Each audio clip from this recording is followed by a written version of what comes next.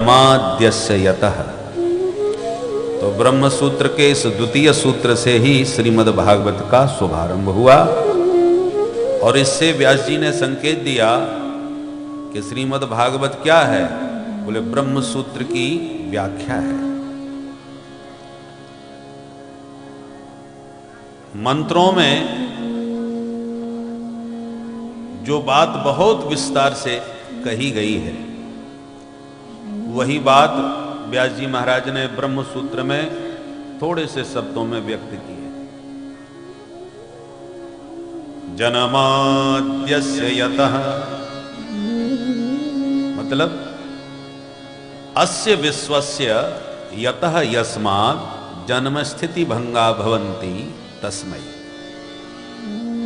प्रथम श्लोक में मंगलाचरण करते हुए व्यास जी कहते हैं कि हम उसको प्रणाम करते हैं जिसने सारे जगत को जन्म दिया, इसका पालन भी किया और अंत में सबको, सारे संसार को अपने में ही समेट के समाविष्ट कर लेता है। उस परमात्मा का हम ध्यान करते हैं। अब इसी बात को मंत्रों में बहुत विस्तार से यतो वा इमानि भूतानि जायन्ते येन जातानि जीवन्ति यत् प्रयन्त्यभिसंविशन्ति। अब मंत्र में ये बात कितनी विस्तार से कही, पर इस सारे मंत्र का एक शब्द में जन्माद्यस्य यतः, वो पूरा भाव इसमें आ गया।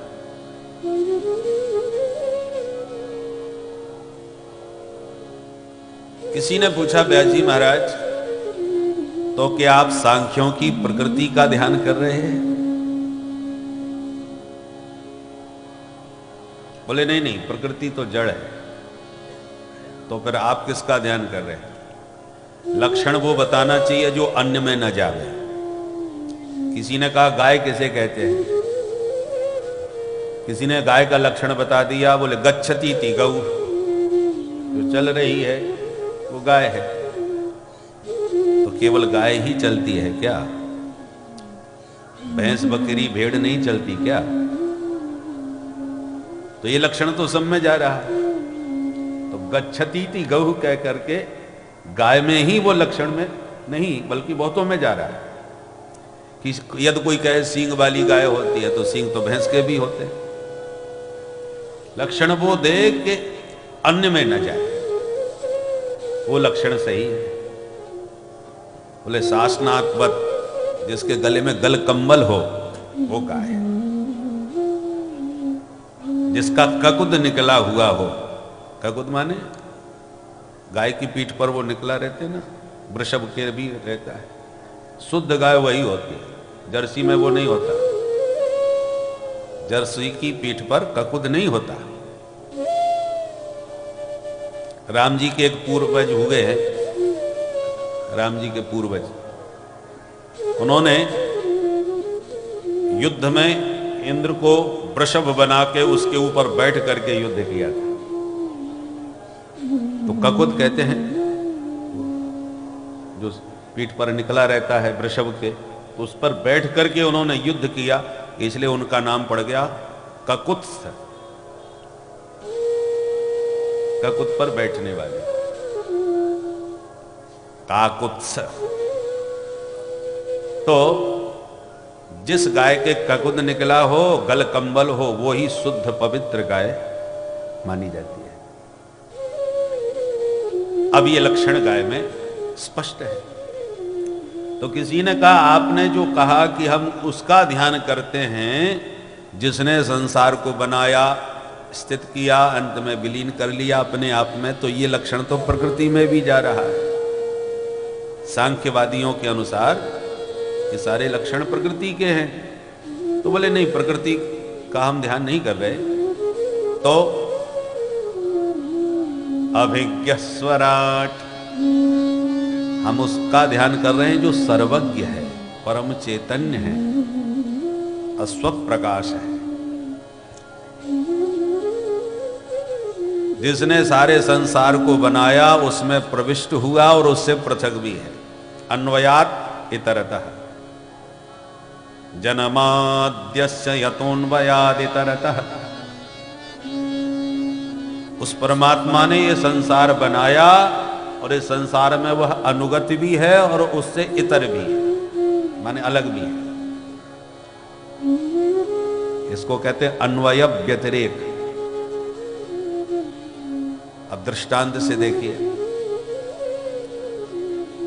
शास्त्रों में घट और पट का दृष्टांत ज्यादा मिलता है, क्योंकि घटपट के दृष्टांत से बात झटपट समझ में आ जाती है। हम लोगों के व्यवहार की वस्तु का दृष्टांत दो तो जल्दी समझ में बात आएगी। घट माने घड़ा, घड़े को मिट्टी से बनाया जाता है। प्रत्येक कार्य के दो कारण होते हैं, निमित्त कारण, उपादान कारण। तो घड़े को कुंभकार ने बनाया, वो निमित्त कारण है जिसकी वजह से घट का निर्माण हुआ, कुंभ का निर्माण हुआ, इसलिए उसका नाम कुंभकार। सोने को बढ़िया अलंकार दिया, आभूषण बना दिया, उसका नाम स्वर्णकार। तो अब मिट्टी से घड़ा बना है, पर जितना घड़ा है उतनी ही मिट्टी नहीं है, मिट्टी तो और भी ढेर सारी है, उसके कुछ अंश से घड़ा बन गया। तो मिट्टी घड़े में अनुगत है। कोई यदि ये कहे कि हमें घड़ा दे दो और घड़े में जो भी मिट्टी का अंश है वो निकाल के बाहर करो, मिट्टी हमको बिल्कुल पसंद नहीं, हमें सिर्फ घड़ा दीजिए, मिट्टी को हटा दीजिए, तो क्या संभव है? अरे घड़े में से मिट्टी निकल गई तो फिर बचाई क्या? मिट्टी के बिना घड़ा रहा ही क्या?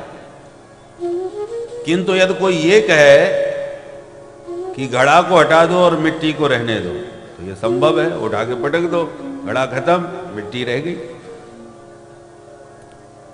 तो घड़े के बिना मिट्टी तो है, पर मिट्टी के बिना घड़ा नहीं।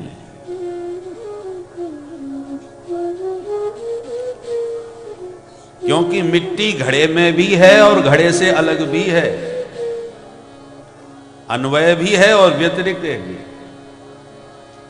उसी प्रकार परमात्मा ही जगत के रूप में बन के तैयार हो गए। ये परमात्मा इस जगत के निमित्त कारण भी हैं और उपादान कारण भी हैं। इस जगत को बनाने वाले भी हैं और जगत के रूप में बनने वाले भी हैं। भगवान ने सिर्फ जगत को बनाया ही नहीं है, जगत के रूप में वो बने भी हैं। प्यार से बोलो जय श्री राधे। जय श्री राधे। अब कोई ये कहे हमें जगत तो बहुत पसंद है, जगदीश्वर की जरूरत नहीं है, भगवान को हटाओ, ईश्वर को हटाओ, परमात्मा से कोई लेना देना नहीं, संसार प्यारा लगता है।